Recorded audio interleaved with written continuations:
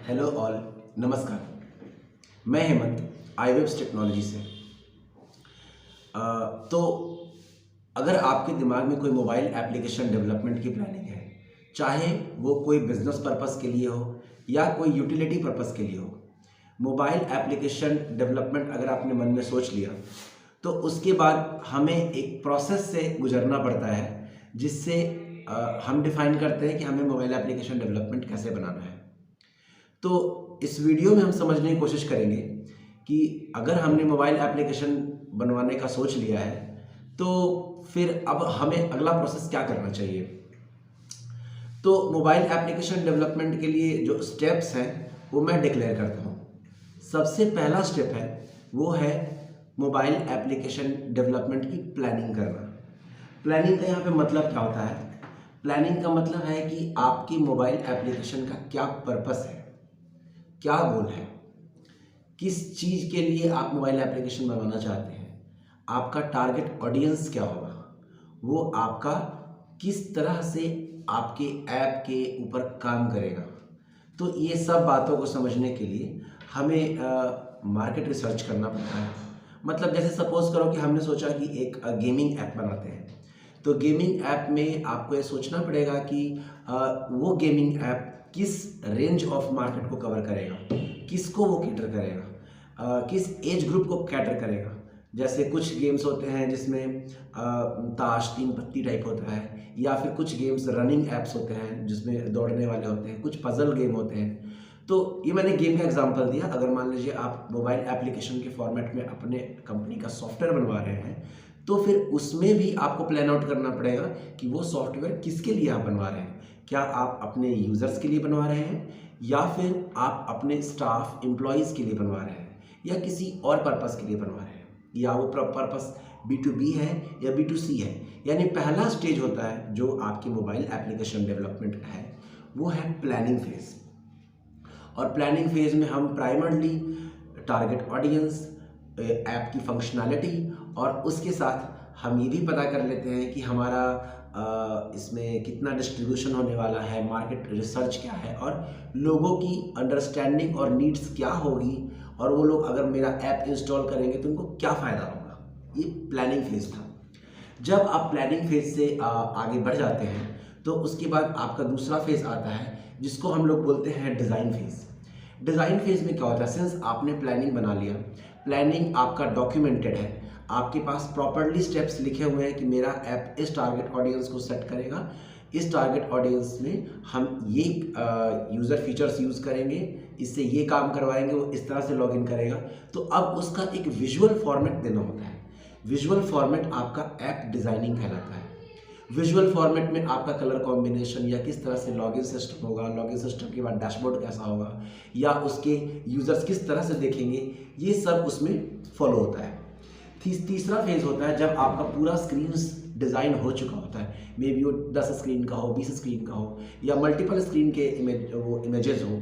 वो इमेजेस जब आपके पास बन जाते हैं, उसका UI डिज़ाइन बन जाता है, तो वो एप्लीकेशन आप उसको देख पाएंगे, आप विजुअलाइज कर पाएंगे, और आप देख पाएंगे कि आपने जो आइडिया डिस्कस किया था वो idea as it is screen में दिखता है।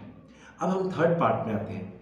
थर्ड पार्ट आपका डेवलपमेंट कहलाता है, जहाँ पर जो आपका लॉजिक था, जो बिजनेस लॉजिक था, उसको कोड किया जाता है। बिजनेस लॉजिक कोड करने का मतलब है कि जो स्क्रीन, जैसे आपने एक स्क्रीन बनवाया है, वो लॉगिन स्क्रीन है, तो लॉगिन करने से लॉगिन होगा। अगर वहाँ पे लिखा है सेंड OTP तो OTP होगा। अदरवाइज अगर आप इनिशियली सिर्फ डिज़ाइन बनवा के छोड़ेंगे तो उस पर OTP वगैरह नहीं जाता है, बस डिज़ाइन होता है वो।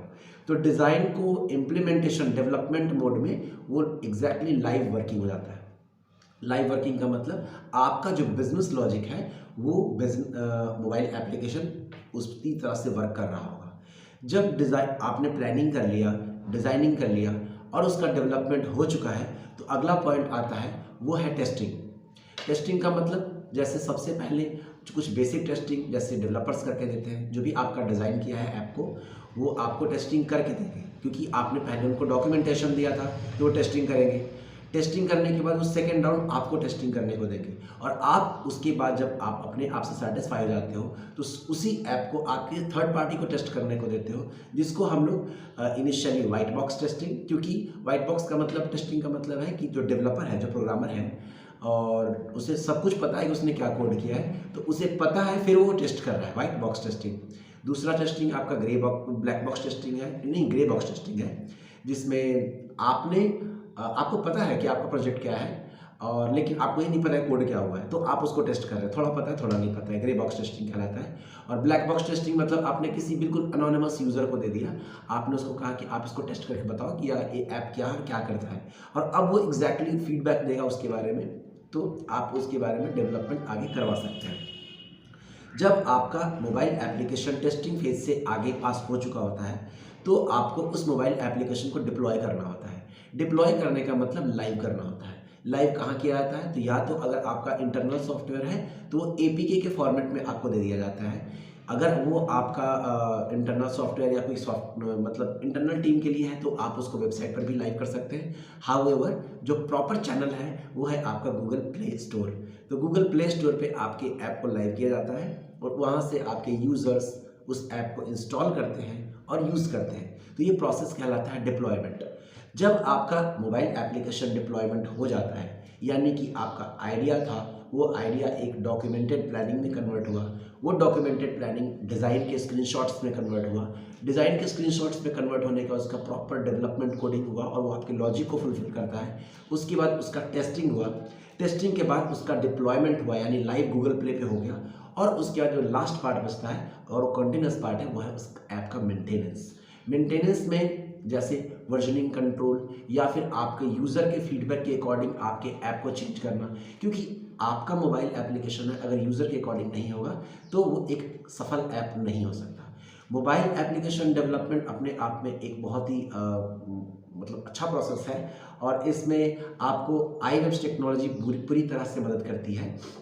और iWebs टेक्नोलॉजी के पास अपनी मोबाइल एप्लीकेशन डेवलपमेंट टीम और डिज़ाइनिंग टीम प्लस आइडियाज़ और बिजनेस आइडियाज़ के लिए हम आपको पूरा सपोर्ट करते हैं। आपको कोई भी इंफॉर्मेशन मोबाइल एप्लीकेशन डेवलपमेंट के रिगार्डिंग चाहिए तो आप हमें नीचे दिए नंबर पे कांटेक्ट कर सकते हैं। मैं हेमंत कुमार, iWebs टेक्नोलॉजी से, धन्यवाद।